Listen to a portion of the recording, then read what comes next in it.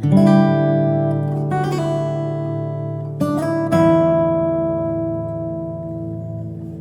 YouTubers, it's Hawaii Girl of Hawaii Girl Adventures.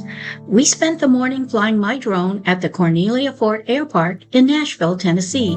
Since the Airpark is in controlled Class C airspace, LAANC approval from the FAA is required.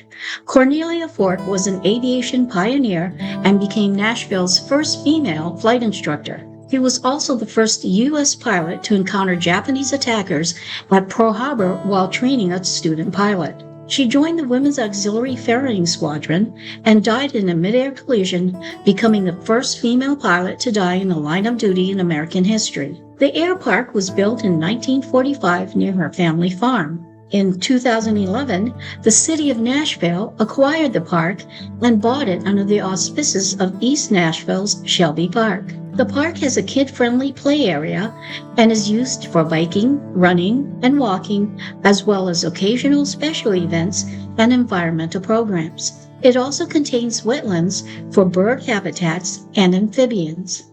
Mahalo for watching. Please like and subscribe to my channel. Aloha!